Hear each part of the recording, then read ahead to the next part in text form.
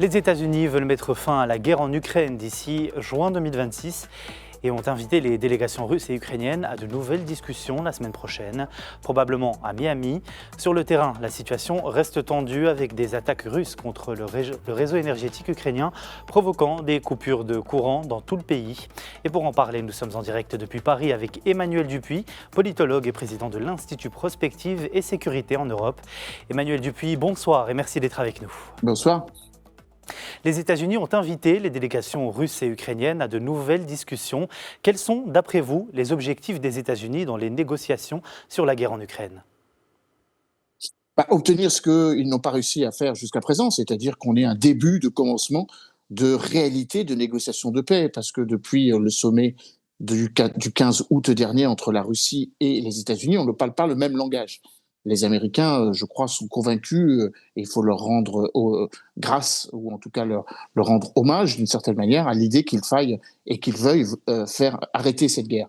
Ce n'est pas du tout le cas des Russes. Les Russes n'ont fait depuis maintenant plus de 6 mois que gagner du temps, en promettant un arrêt des hostilités, en promettant une trêve qu'ils n'ont même pas respectée, puisque malgré le début des Jeux Olympiques il y a 2 jours, il y a quasiment 2 jours, malgré la promesse qui avait été faite par le président Poutine au président Trump, les combats ont repris, n'ont jamais cessé du reste, et les bombardements contre les installations civiles, notamment énergétiques, alors que la température à Kiev et dans le centre du pays avoisine les moins 20 degrés, continue de plus belle. Donc les Américains veulent continuer à croire ou à faire croire que les Russes sont sincères dans leur volonté de négocier une paix que, de toute façon, les Russes ne veulent pas négocier, ou en tout cas pas du tout selon les termes que l'Ukraine le voudrait, le souhaiterait, le pourrait même, vis-à-vis de sa population, vis-à-vis de son leadership, et bien évidemment, à contrario des positions européennes. Donc que veulent les Américains ?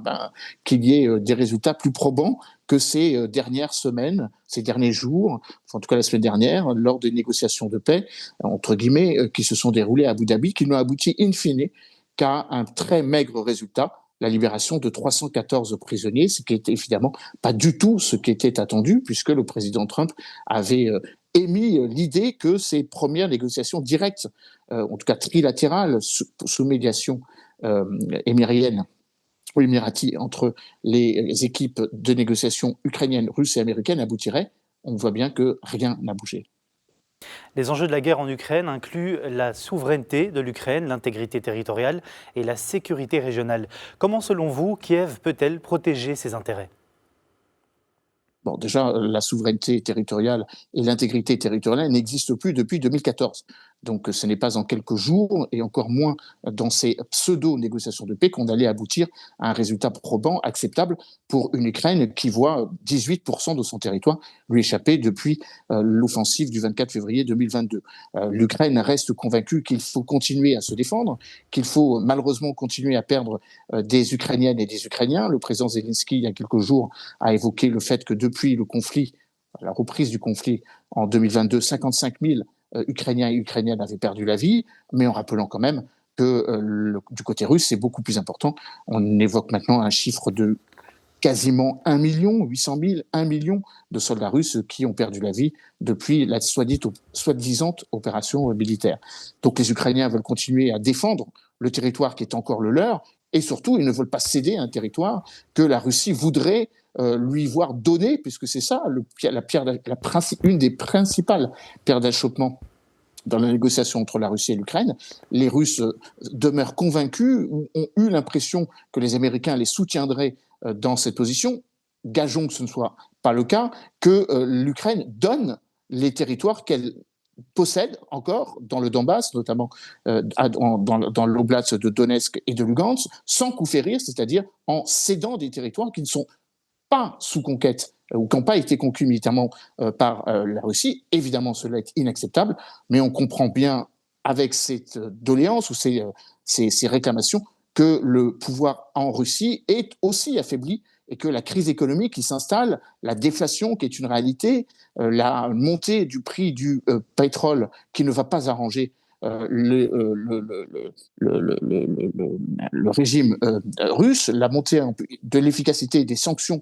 On doit en être au 20e paquet de sanctions de l'Union européenne contre les intérêts et les entreprises russes. La plus grande efficacité visant à frapper la flotte fantôme russe font évidemment peser une épée de Damoclès sur l'état social et sociétal de la Russie. C'est pour ça que le président Vladimir Poutine veut donner l'impression qu'il veut négocier, mais selon ses conditions, et surtout pour ne pas donner l'impression à sa population qu'avec quasiment plus un million de morts, il n'a obtenu que très très peu de résultats probants en Ukraine.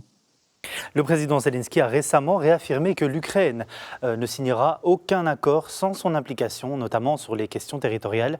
Il a déclaré que tout accord concernant l'Ukraine ne peut entrer en conflit avec la Constitution et les lois ukrainiennes. Pourquoi est-ce que l'Ukraine refuse-t-elle de signer un accord sans son implication ? Je crois que tous les États du monde sont souverains et qu'il appartient au président de la République de respecter les institutions de son propre pays. Sinon, ce serait une preuve de piraterie institutionnelle ou un acte de trahison nationale.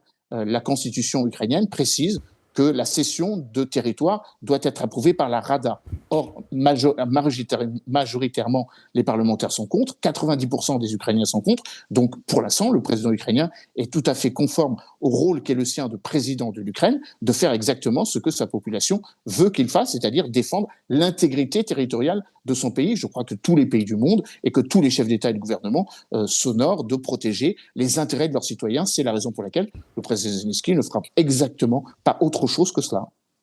Alors l'Ukraine propose de geler le conflit le long des lignes de front actuelles, mais refuse de signer un accord qui ne dissuaderait pas la Russie de mener une nouvelle invasion. Cette position est-elle suffisamment soutenue par les États-Unis et l'Union européenne selon vous ? Déjà, la position des États-Unis n'est pas celle de l'Union européenne et elle est de moins en moins conforme à celle de l'Union européenne.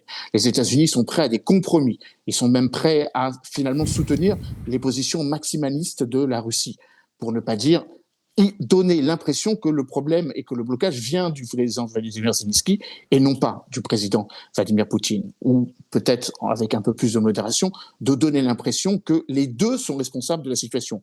Or, les positions européennes n'ont pas bougé d'un iota depuis le 22 février 2024, à savoir qu'il y a un agresseur et un agressé, et que nous défendons le pays qui a été agressé au titre de l'article 51 de la Charte des Nations Unies, et ce pays a droit de se défendre, et nous avons le droit de l'aider à se défendre contre une agression au titre de la Charte des Nations Unies. Je crois qu'il est tout à fait clair que les États-Unis veulent se débarrasser au plus vite de cette épine dans le pied qui est ce conflit en Ukraine. Ils ont déjà commencé à le faire, puisqu'ils ne livrent plus de renseignements à l'Ukraine. Ils ont quasiment cessé leur livraison d'armes à l'Ukraine et donnent l'impression qu'ils se rangent aux positions, ou en tout cas à la narration russe. Donc il appartient à l'Europe de rester ferme, de ne pas changer de position, de continuer à soutenir militairement et d'aider diplomatiquement à l'Ukraine, de renforcer la cohésion autour du président Zelensky vis-à-vis du président américain, ce qui évidemment est parfaitement superfétatoire, mais c'est une réalité. Nous devons tenir tête à l'idée d'un compromis que les États-Unis seraient prêts à faire à la Russie. Il est inacceptable pour les Européens de le faire, car les Européens ont parfaitement compris que si on cède un iota, un pouce au président Poutine, il est tout à fait probable que ce président Poutine recommencera ailleurs une fois qu'il aura stabilisé le front. C'est pour ça que le piège d'avoir un front qui serait figé aujourd'hui en Ukraine permettrait à la Russie de se réarmer, permettrait à la Russie éventuellement d'ouvrir un autre front ailleurs contre un pays de l'OTAN que les États-Unis ne protégeraient pas plus qu'ils ne l'ont fait vis-à-vis de l'Ukraine. Les États-Unis, justement, ont plaidé pour que Kiev convertisse les terres qu'elle contrôle dans la région de Donetsk en une zone économique libre où aucune des deux parties n'exerce de rôle militaire. Qu'est-ce que la zone économique libre proposée par les États-Unis ? Une façon de récupérer un territoire qui n'est pas le leur et d'une certaine façon obtenir exactement ce que Vladimir Poutine a voulu faire par les armes, par autre chose que les armes. C'est-à-dire une cessation de territoire au profit des seuls intérêts économiques, ce qui est parfaitement inacceptable du point de vue ukrainien et ce qui est parfaitement indéfendable du point de vue européen. Car si on évoque cette zone d'intérêt économique ou cette zone économique spéciale qui couvrirait le Donetsk et Lugansk, de quoi parlons-nous ? Nous parlons un territoire qui a été ravagé par désormais 12 ans de guerre qui ont commencé, non pas en 2022, mais en 2014, avec la dépollution du champ de bataille qui sera nécessaire, avec le déminage de cette zone qui a été expressément miné par les deux belligérants russes et forces ukrainiennes, avec l'idée que s'il faille développer ces territoires, ce sera au profit des entreprises précitées, américaines et russes. Et voilà le piège. Le piège réside dans les détails, car à Anchorage, le 15 août dernier, les États-Unis et la Russie se sont mis d'accord sur l'idée que ces territoires bénéficieraient pour 50% à l'Ukraine, mais pour 50% à la Russie et aux États-Unis. Et là, il y a effectivement un piège. Et c'est un piège, évidemment, la ficelle est un peu grosse, est inacceptable pour les différents belligérants, à savoir que l'Ukraine devrait céder ses terres et encore les céder à l'agresseur qui les a conquis indûment, militairement, au prix de nombreuses victimes ukrainiennes. Pire, dans le plan en 20 points qui avait été proposé par les États-Unis et la Russie lors de la rencontre entre Vladimir Poutine et le président américain, il avait été précisé qu'une partie des avoirs gelés, les fameux 300 milliards d'euros que la communauté internationale, notamment l'Union européenne, possède, serait expressément utilisée pour accompagner le développement économique de cette terre. En gros, donner une partie des avoirs russes aux Russes, alors qu'on les a saisis aux Russes. Vous comprenez donc le caractère inique de cette décision, pour ensuite reconstruire des territoires qui ne bénéficieraient pas à l'Ukraine, mais à la puissance agresseur.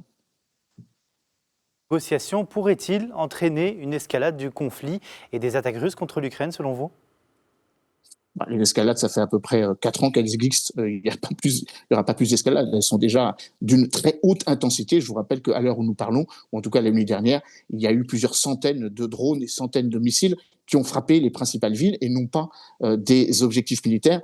Le pire de la situation consiste à ce que désormais la Russie ne se cache même plus de cibler des offensives, des sites civils, on le voit avec vos images, en ciblant les infrastructures énergétiques.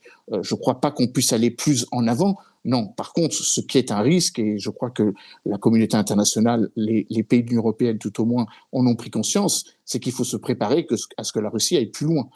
Les différents chefs d'état-major des pays membres de l'OTAN, les ministres de la Défense des pays membres de l'Union européenne sont convaincus que d'ici 2030, disent-ils, citent-ils, il y aura une offensive contre un pays, soit de l'Union européenne, soit de l'OTAN, évidemment, en considérant que 23 pays européens sont membres de l'OTAN. Donc c'est ça le principal risque. Mais le principal risque ne peut pas être une intensification du conflit en Ukraine, puisque la Russie, précisément, malgré toutes ses volontés d'intensifier le conflit, n'a pas réussi à conquérir la totalité de l'Ukraine.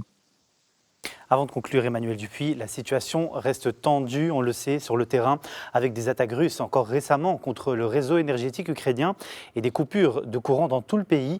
L'Ukraine a demandé une aide d'urgence à la Pologne voisine. Quel rôle joue la Pologne dans ce conflit ? La Pologne est un pays important, premièrement parce que une grande partie, ou la majorité des citoyens ukrainiens qui ont dû fuir leur pays depuis le début du conflit en février 2024 sont allés en Pologne. Donc la Pologne héberge et a une sensibilité ukrainienne ou à la cause ou à la résilience ukrainienne plus forte que d'autres pays, même s'il y a beaucoup d'Ukrainiens qui sont également réfugiés en Roumanie ou en Moldavie. Alors la Pologne a aussi une autre particularité, c'est que la Pologne est un des pays qui, dans l'Union européenne, est désormais le plus armé, ou en tout cas a décidé d'intensifier ou de rendre plus robuste, plus résiliente son économie de guerre en fournissant un armement. Donc de ce point de vue, l'Ukraine et la Pologne ont un destin commun. La Pologne a promis que s'il y avait une agression qui serait plus intensifiée par rapport à la question que vous posiez précédemment, la Pologne fournirait davantage d'armes, entraînerait davantage de soldats ukrainiens, ouvrirait davantage son espace aérien et ouvrirait à des entraînements d'avions, fournirait d'ailleurs un certain nombre de matériels militaires que réclame l'Ukraine depuis maintenant de nombreux mois, que les Polonais ont été les premiers à donner, au même titre que les Néerlandais, au même titre que les Français, c'est-à-dire des avions de combat, des systèmes antimissiles, et que la Pologne pourrait assurer la protection aérienne, le Sky Shield, c'est-à-dire en sanctuarisant l'espace aérien ukrainien, ne serait-ce qu'en utilisant les avions qu'elle dispose sur son propre territoire. Donc d'une certaine façon, s'il fallait trouver un pays qui garantisse au mieux la sécurité de l'Ukraine, ce pourrait être la Pologne. Merci beaucoup Emmanuel Dupuis pour votre analyse et d'avoir répondu à nos questions. Je rappelle que vous êtes politologue et président de l'Institut Prospective et Sécurité en Europe et que vous étiez en direct avec nous depuis Paris.